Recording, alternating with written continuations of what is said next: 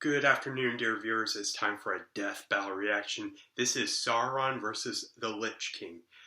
This is Lord of the Rings versus World of Warcraft. Now, I'm not familiar with... I know a little bit more of Lord of the Rings than I do of World of Warcraft, and my only immersion to that was the movie. So I doubt that even the movie really covers what the Lich King is.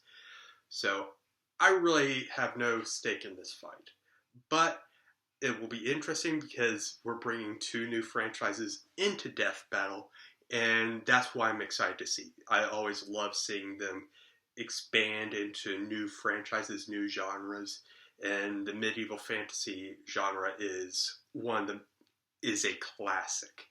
And both of these, when you look at the side by side, they both look alike. I think based off of the look alone, the contrast and the comparison between the two, this is a great matchup.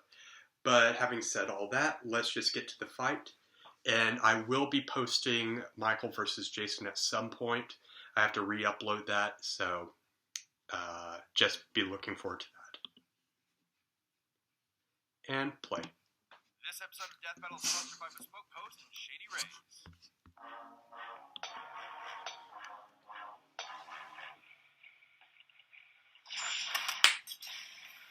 Sauron, the Lord of the Rings, the Lich King, Warcraft's Lord of the Scourge. Evil has many shapes, but few can match the presence of these kings of blight and shadow. He's Wiz and I'm Boomstick, and it's our job to analyze their weapons, armor, and skills to find out who would win a death battle. So it's 3D animated. I feel like this is another one of those fights that would have to be 3D animated because just the characters themselves lend themselves to that third dimension a lot more than 2D pixel sprites, which is more than I can say about Michael versus Jason. Melkor took up a new name just to be even more metal. Morgoth. Morgoth's power was impressive, daunting. Several Maiar, essentially lower-ranked angels, joined him in his frightening conquest of the world he had helped create. I've seen, more of the Lord of the Rings movies. I think I've seen the original trilogy, and I've seen clips and reviews of the animated movies. I haven't seen the Hobbit trilogy. A good friend of mine, one of my best friends, actually would definitely be able to tell me more about Lord of the Rings, and if I could have contacted him, I know he definitely would be interested in seeing this as a fight, at least for Sauron. He can morph his body around his own soul however he wants, or just shed it like clothing and fight as a ghost. He can morph far beyond that. He has appeared as something akin to both man and elf, divas. A werewolf, once thought to be the greatest wolf of all, and even a vampire. Oh man, Tumblr's gonna go nuts with that. Many of his greatest accomplishments are not due to his powerful magics and weaponry, but his inhuman cunning. Sauron is nothing less than a master of manipulation. He's like if Loki and Satan did a fusion dance. He loves to trick someone with illusions, shadow magic, or just by toying with their sad, predictable, pathetic human emotions. Like when he convinced Saruman to join the evil side, who was basically a super wizard specifically meant to lead the charge against Sauron. In some ways, Sauron is actually wiser than the master he served. In the most epic war to eclipse all other wars, humans, dwarves, elves, and more united to destroy Morgoth, casting what remained of Melkor into the void. Lots of words I don't know. Coming and bailed faster than me at a divorce hearing, just to show back up centuries later in the fiery pits of Mordor. There, the Dark Lord created a plan to conquer everything. He fooled the elven smiths into forging 19 rings of power and planted them among the leaders of elven, man, and dwarven kind, all controlled by another ring he made in secret. One ring to rule them all. One ring to rule them all. One ring to find them. One ring to bring them all, and in the darkness bind them. Oh, God, that's so epic. Think him into poetry now. Forged in the fires of Mount Doom using part of Sauron's own soul, the One Ring amplified his power and let him control the minds and actions of the other ring-bearers.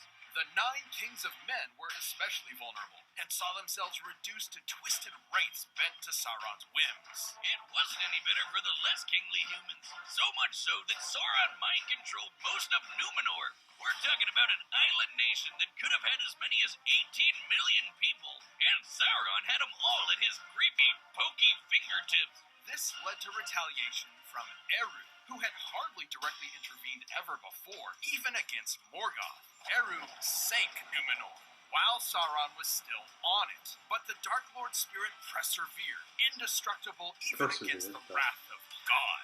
Sauron used the ring to build himself a new body. It may have cost a lot of power, but he took a biblical event to the face and went right back on to being evil. And yet, putting so much power into one object did have drawbacks. Which hit back hard when Isildur subtracted a digit from his hand. The Warrior King did more than just cut off a finger. He took the ring and its power for himself. This act forced Sauron to retreat as a disembodied spirit, threatened by his own power in the hands of another. And should the One Ring be destroyed completely, Sauron's spirit could be rendered impotent beyond repair. Could be. It isn't all bad, though. The ring can turn you invisible, create visions of impending doom, and has one hell of a defense mechanism. Yeah, who'd want to destroy it when it makes you want it? Has a will of its own. Promises whispered, even the best of us can't refuse. The greatest poultry dinner ever, boomstick. Bourbon, pecan, parmesan. So it definitely seems like Sauron is more the manipulator. Whispers in your mind. What did you just do? What? It sounded delicious. Well, ring or no ring, Sauron's a beast. He's swatted away armies of soldiers and erupted Mount Doom through sheer willpower. He has total control over his own being and can modify his soul at will. So he can definitely resist someone like spooky ghost Celebrimbor trying to dominate a spirit. And being among the strongest Maiar, the peak of Sauron's power is beyond that of Ose, a lesser Maya, which is specifically important because Ose single-handedly raised the island of Numenor. Yeah, remember that island that got no one? That place. No wonder everyone wants his ring. Who could turn down that much power? Not Isildur. The hearts of men are easily corrupted, and he kept the ring rather than destroy it. But in the end, the ring destroyed him and waited for its master's return. Sauron was rebuilding Mordor into a world-conquering force. And after a little bit of good old-fashioned torture, he found out the ring was in the Shire. The chillest, coziest, dopest place imaginable. Ah, man, when I retire, I'm gonna go live in a hobbit hole and just get lit 24/7. And so began the War of the Ring. Sauron's forces covered the land, seeking both the ring and the downfall of man, always shadowed by the symbol of his ever-present influence, the Eye of Sauron. It was a slaughter fest. Middle-earth stood no chance. So are they going to factor in armies or death by orcs as inevitable. It was hopeless. The kingdoms of men would finally fall for good. Save for the Dark Lord's truest weakness. Sauron's cunning and stratagems were impressive, sure, but ultimately, he never truly understood the people of Middle-earth. In his mind, absolute power was factually irresistible. He never imagined a mere mortal could ever, or would ever, seek to actually destroy the One Ring. Against all odds and a whole lot of walking, Sauron was defeated. Not by the sparkly new king or the armies of Middle-earth, but by the most unlikely creature imaginable, Elijah Wood. Yet, even as a formless shadow, Sauron's legacy remains one of domination, treachery, and most of all, fear. Fitting for the being that represents, and I quote, as near an approach to the wholly evil will as is possible. This episode of Death Battle So is sponsored Sauron by definitely Bespoke seems Post. like You're the a manipulator, Bespoke but Post still is who's able in the line of to must-have pack a bunch punch. of awesome collections. Bespoke Post It'll partners be with small on the Lich businesses King and to be emerging able to brands resist bring you the most temptation unique goods every month. and, Like the hot sauces if in the Scorch Box combined with possible, brands all across be the able to country, destroy perfect the for some ring. deliciously devilish home And cooking. that's a big No if. matter what you have going on this season, Box of I'm not Awesome sure has if you covered. that From will camping be gear a essentials to factor travel or must-haves and possibility, all but cocktail kits, that's Box of just Awesome something has I'm everything making you note. need for fall. I'm personally digging all the sick knives in boxes like Terra, Forge, and River. Each box is valued at about $70. I gotta give Sauron this. I do like the armor. I think his armor is awesome. Just off your first monthly rock. box when you sign up at boxofawesome.com and enter code DEATHBATTLE at checkout. Like I said, never really got into the Lord of the Rings, but I really do understand its appeal and its lore. And it's one of the best lores out there. Now let's get to the Lich King. The orc shaman Ner'zhul prepared a spell with his followers to tear the planet asunder, all to escape the fury of the demon lord Kil'jaeden. But when Ner'zhul waltzed through the portal, Kil'jaeden was right there waiting for him. Ner'zhul was forced to serve Kil'jaeden's will to ravage another world, Azeroth. Thus, he was transformed into the first Lich King. This Lord of the Dead was sent to the continent of Northrend, but Kil'jaeden had one more twist for poor Zul. His body was gone, leaving just his spirit, which was bound to a set of armor sealed within a prison of magical ice. Man, this guy can't catch a break. Armor looks sick, though. He's gonna possess me if I put that on, huh? From his frozen prison, the Lich King would begin his conquest, conjuring an unstoppable plague of undeath. Soon, this would threaten the lives of the kingdom of Lordaeron. Okay, so that was a lot, but here's where our main guy finally shows up. Lordaeron's crown prince and holy knight, Arthas Menethil. Yeah, his name does kind of sound like something your doctor would give you for fungus, but hey, no. Arthas was a badass. At 19 years old, he was considered one of the best swordsmen in the world, and had mastered nearly every weapon he could. Even with such a skilled warrior as its prince, Lordaeron was already severely pressured by a war with an orcish horde, so a zombie plague was the last thing Arthas needed. Okay, he's 29 years old, so he's...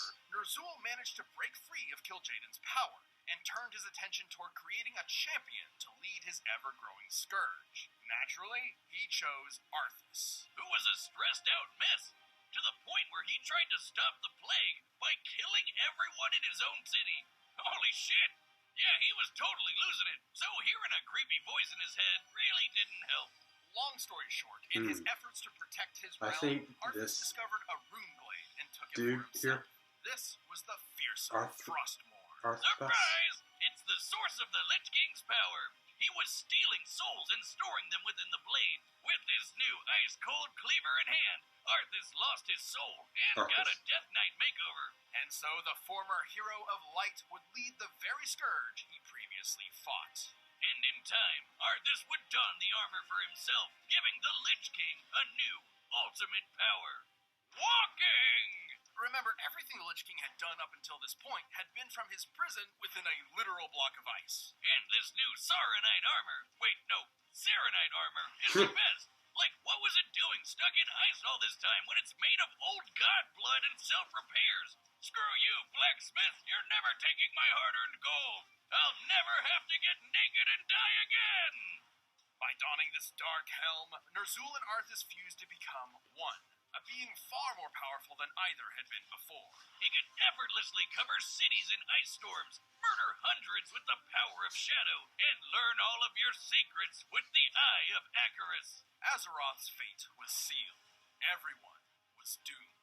See this guy? He's Illidan, a 15,000-year-old demon hunter with a bit of a chip on his shoulder. As a Death Knight, Arthas could take him down, even after fighting through a massive army to get to him. Against this new Lich King, Illidan never stood a chance. This is important because Illidan had absorbed the power of Gul'dan, an orc warlock who, alongside his followers, raised the Broken Isles out of the sea, a massively powerful feat of magic. The fact that Arthas, a mortal guy, beat him up is a big deal. Just imagine how kick-ass he'd be in full control of the undying Lich King powers.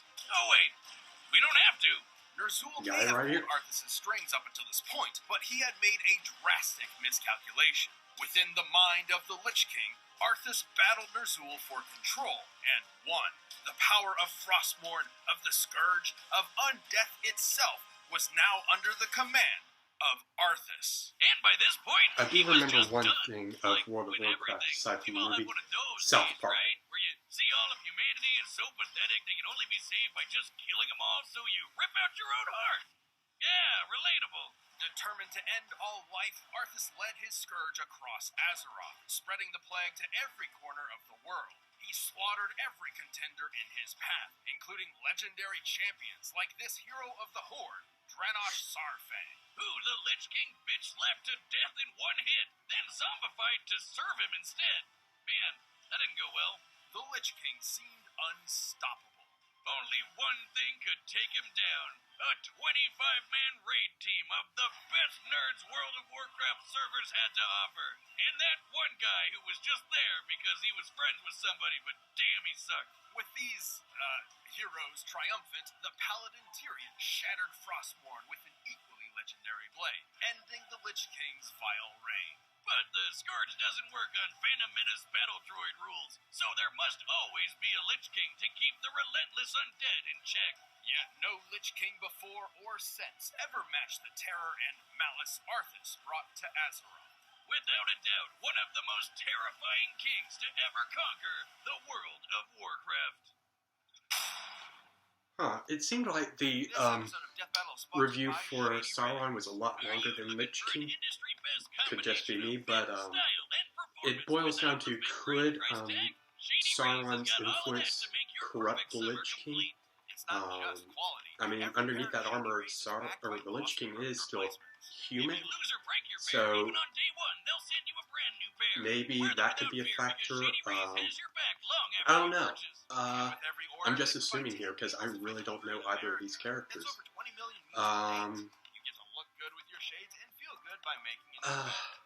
I think I'm personally rooting for Sauron. I think Sauron might be able to manipulate the Lich King or whoever wears the armor. Because it described how the Lich King is already talking to himself and came out on top, but add another voice to that, I don't know. Bets are set. We've run the data through all possibilities. It's time for an Undead battle! Alright, let's see.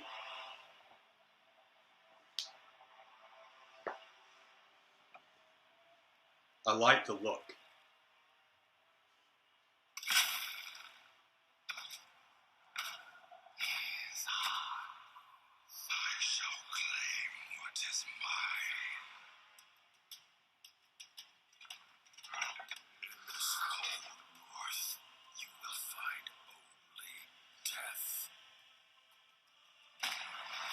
I love this look a lot more than...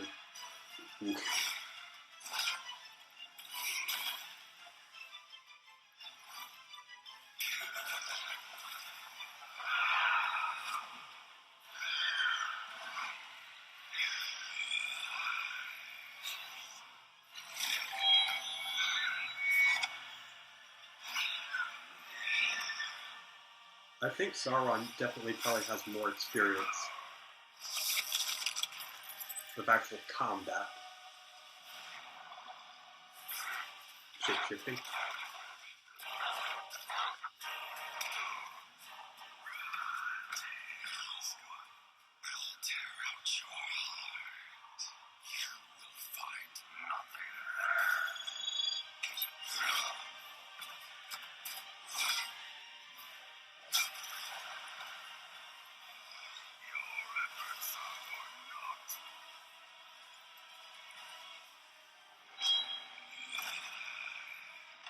Fire and ice. I like it.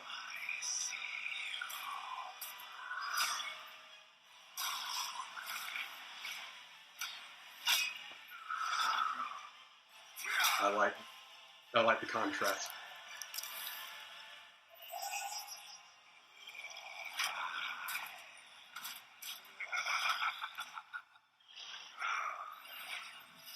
Is he poisoned?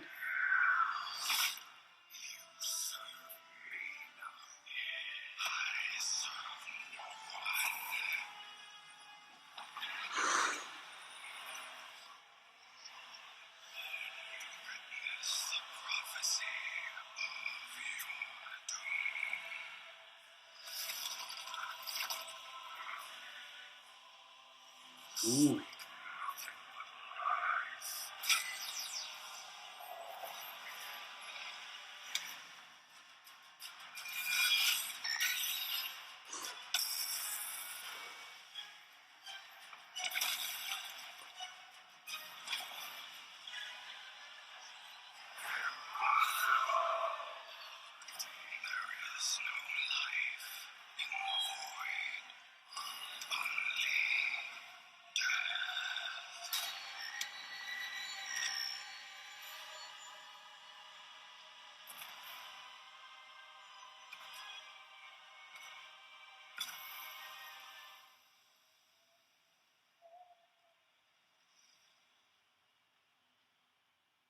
Yes! Well, if he wasn't all-powerful before, look out for supercharged Sauron now. Oh Despite god, the Lich yeah. King's impressive power, Sauron's might was absolute. But not before he got the duel of his life in a crazy close bout. First up, both Dark Lords could counter pretty much any mind or soul-screwing powers, making a lot of their usual tricks way less noteworthy in this match. To be fair, the Lich King severely debilitated Sauron via his plague of undead. Most physical bodies would not survive such a disease. So, Sauron just got rid of his body. Who needs it? Especially when you can rebuild one or just start fighting as a ghost. Both things Sauron could do. After all, the plague is intended for organic mortal enemies and has never infected a spirit. Another smaller point for Sauron was his weakness. The Lich King was a clever bastard, but even with the Eye of Icarus, it would have been tough for him to decode and destroy the One Ring. Meanwhile, given enough power, Sauron would naturally end up destroying Frostmourne. He's kinda got a thing for breaking swords. So let's compare their power. While their highest limits are certainly nebulous, interestingly enough, some of the most impressive feats from both worlds involve lifting islands. As Sauron is a more powerful Maya than Osei, and the Lich King could reliably defeat someone with Gul'dan's magic, it is possible to gauge the difference in power by measuring the islands that were raised. Keep in mind, Gul'dan had a bunch of help, so we're only giving him his share. Turns out, Osei was doing twice the work. By examining official maps to determine the volume of the islands, we found a difference between lifting 2 quadrillion tons of rock versus 4 quadrillion tons, among further energy required to actually lift these through the ocean, of course. Both impressive, sure, but Sauron had the edge. And for the final nail in the coffin, the Lich King might have been super scary, but he really wasn't around for all that long. At least not when compared to the experience Sauron has warring with the world for thousands of years. The Lich King certainly posed a threat to Sauron, but the ruler of Mordor's awesome might, enduring spirit, and millennia of treachery proved him the superior Dark Lord. Wow! Is that it? What? Are you Sauron the pun? I was pretty keen about it. The winner is Sauron. Claps for Sauron. Hooray for Sauron, I got it. Finally my losing streak is at an end. Yay! Just click that join button. Let's see who's next. My Hero Academia. Didn't we just get this? Okay. I don't know either of these characters. Deku versus Asta. I don't know either of these. But that's why we're here. We're here to learn new characters. We're here to find out more about stuff and to see some carnage. And I enjoyed this fight a lot more than I thought I would. I like going into fights open-minded and not knowing anything and coming out of it satisfied, you know? I thought this fight was definitely a lot better than the previous one. I thought there was a lot of impact with each thing, each attack, and I thought the visuals were a lot better. I think this is one of my favorite battles of the season thus far. But what do you guys, dear viewers, think? Do you think this was a great fight? Do you think they cut some content out, or what do you guys think? Please let me know. Like, share, subscribe, do all that great stuff. Always check out the original video before you see my stuff. I probably should have put that at the very beginning, but I digress. I hope you guys have a wonderful day and take care. Bye.